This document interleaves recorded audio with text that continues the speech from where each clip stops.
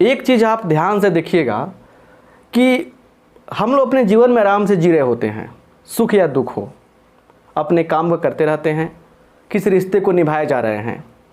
लेकिन एक ऐसा आदमी आता है आपके जीवन में या होता है, वो आपका पड़ोसी हो या आपका रिश्तेदार हो, चाहे कोई भी क्यों ना हो, जो आपको काफ़ी दुख देता है, तकलीफ़ें देता है, मानसिक लेवल पर, शारीरिक लेवल पर, आर्थिक लेवल पर, मतलब हमेशा आपको पीड़ा देता है वो, और आप उस कष्ट को सहते हैं, उसे झेलते हैं, उसे माफ़ करते हैं और अपने लक्ष्य की ओर कदम बढ़ाते हैं।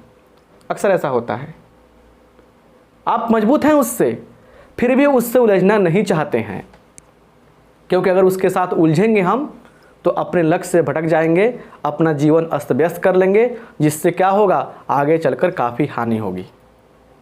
लेकिन वो दुख आपको दे रहा है।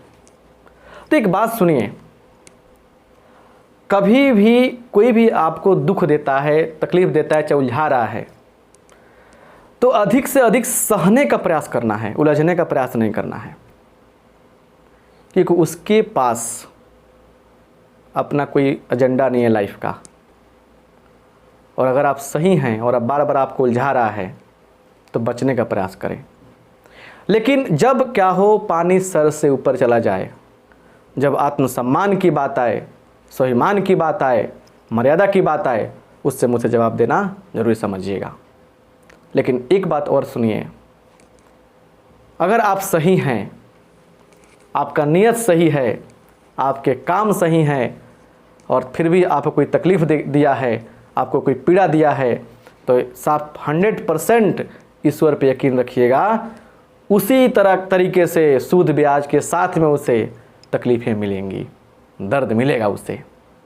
और अगर आप भाग्यशाली होंगे तो उसे तड़पते हुए देखने का मौका भी मिलेगा आपको। बातें कठोर है लेकिन सत्य है, समझे ना, क्योंकि कर्म रिटर्न होता है।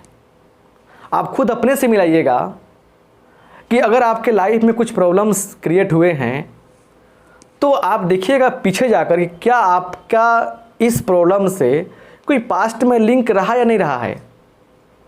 तो पता चलता है कि 90% केसेज में अपने ही काम का किया हुआ नतीजा आज सामने मिलता है, वो पॉजिटिव हो या नेगेटिव हो। कर्म रिटर्न होता है, याद रखिएगा। और पूरे सूद ब्याज के साथ, इंटरेस्ट के साथ रिटर्न होता है और भुगतना पड़ता है, सहना पड़ता है। तो जब कर्म रिटर्न होता है, हम गलती कर रहे हैं, हम पाप कर रहे हैं, तो हमको मिल जा रहा है, तो भाई दूसरा भी करेगा तो उसको ही मिलेगा ना। तो सबसे पहले सहने का प्रयास करना है, उसके बाद फिर अगर सीमा से बाहर की बात हो जाए, कंट्रोल से बाहर की बात हो जाए, उसे करारा जवाब देना है, तरीका से देना है। और फिर ईश्वर पे यकीन रखना है कि अगर आप गलत कर रहे हो, आप या कोई भी गलत कर रहे हो, तो जिस तरह से आप जो कर्म कर रहे हो उसका पूरा का पूरा हिसाब किताब किसी न किसी रूप में आपको मिलेगा, याद रखिएगा। इसलिए हम कहेंगे कि जितना हो सके अच्छा से अच्छा काम करने का प्रयास करें, बढ़िया से जीने का प्रयास करें।